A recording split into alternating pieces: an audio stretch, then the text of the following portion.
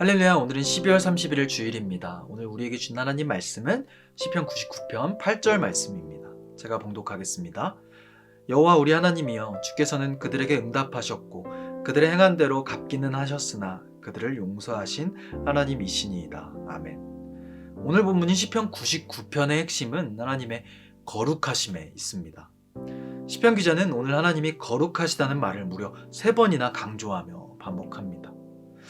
성도 여러분, 그렇다면 하나님이 거룩하시다는 말은 무슨 뜻일까요? 오늘 4절의 말씀을 보겠습니다. 능력 있는 왕은 정의를 사랑하느니라. 주께서 공의를 견고하게 세우시고 주께서 야곱에게 정의와 공의를 행하시나이다. 아멘. 4절의 말씀을 보면 시편 기자는 하나님의 능력을 천지를 창조하셨다는 데 두지 않습니다.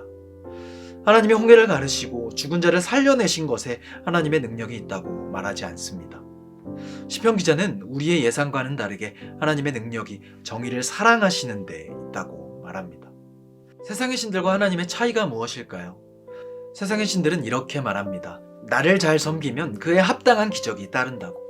그렇기에 나를 더 잘 섬겨야 한다고. 하지만 거룩하신 하나님은 그렇지 않습니다. 하나님은 이 세상에 공의를 행하시는 분이죠. 그렇다면 이 정의를 사랑하신다는 것이 무슨 뜻일까요? 우리는 하나님이 정의를 사랑하신다는 것을 하나님이 법을 지키시를 원하시는 분으로 생각하는 경향이 있습니다. 그래서 우리에게 법을 주셨고 그 법을 우리가 따르길 원하신다는 것이죠. 물론 이렇게 하나님의 거룩함을 이해할 수 있습니다. 하지만 이런 모습은 하나님이 정의를 사랑하신다는 표현에는 어울리지 않죠. 하나님이 사랑하시는 대상은 누구일까요? 그 대상은 사람입니다. 그러니 하나님이 정의를 사랑하신다는 것은 하나님이 우리를 사랑하신다는 것의 또 다른 표현입니다. 우리가 하나님 앞에 나왔을 때 하나님은 우리가 거룩한 자인지 죄가 많은 자인지를 구별하길 원치 않으십니다.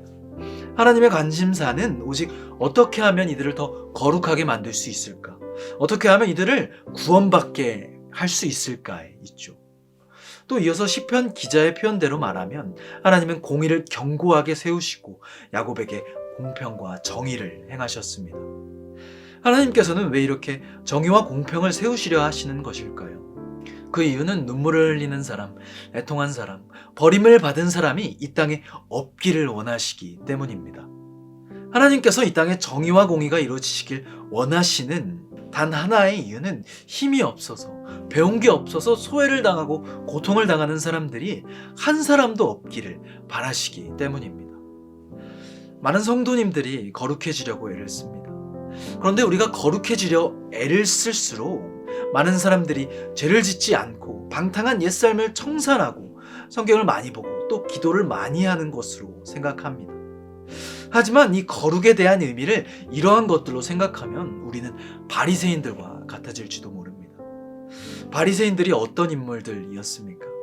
그들은 예수님 시대에 가장 경건하고 거룩했던 사람들이었습니다.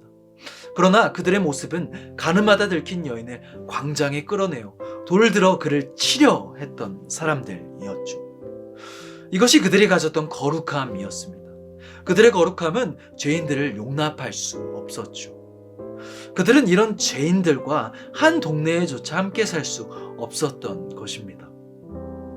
많은 성도님들이 거룩해지자 하면서 바리새인들과 같은 무서운 사람들이 되어갑니다. 그것이 하나님이 말씀하신 거룩이 아닌 이유는 사랑이 빠졌기 때문입니다.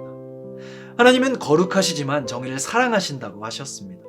하나님의 거룩은 하나님의 사랑과 같은 뿌리를 가지고 있는 것이죠.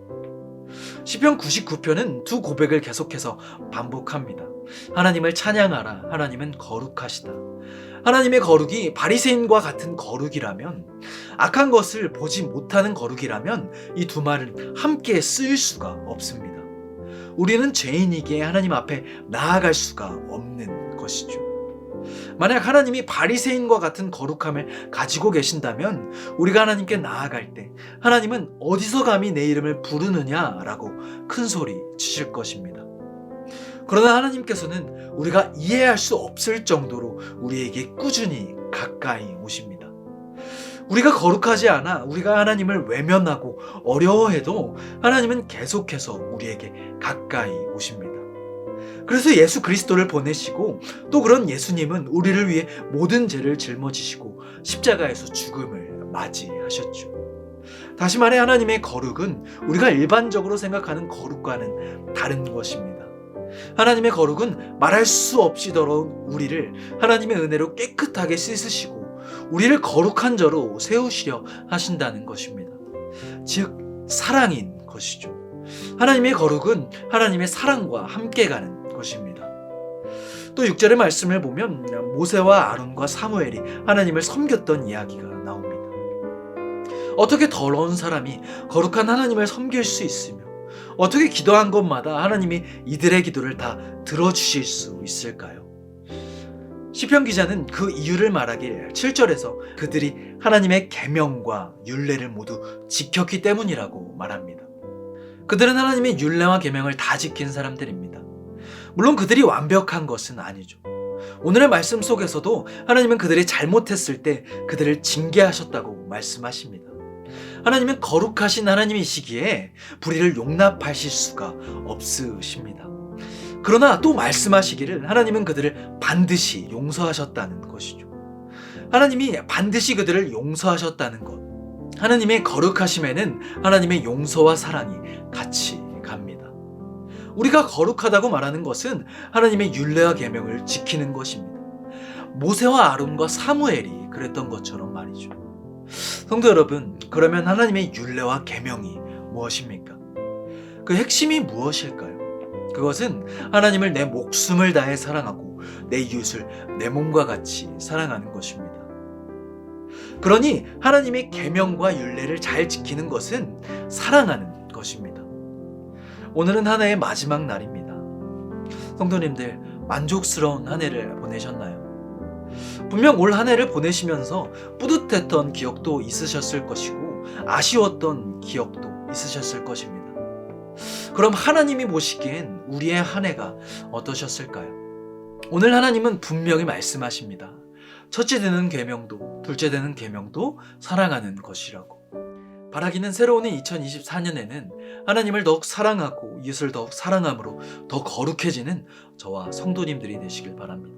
그러함으로 2024년의 끝은 나의 관점에서 뿌듯함이 아닌 하나님께서 뿌듯함을 느끼시는 그런 한 해를 보내시길 소망합니다. 기도하겠습니다. 하늘에 계신 우리 아버지여, 이름이 거룩히 여김을 받으시오며 나라가 임하시오며 뜻이 하늘에서 이루어진 것 같이 땅에서 이루어지이다. 오늘 우리에게 일용할 양식을 주시옵고 우리가 우리에게 죄지은 자를 사하여 준 것 같이 우리 죄를 사하여 주시옵고 우리를 시험에 들게 하지 마시옵고 다만 악에서 구하시옵소서. 나라와 권세와 영광이 아버지께 영원히 있사옵나이다. 아멘.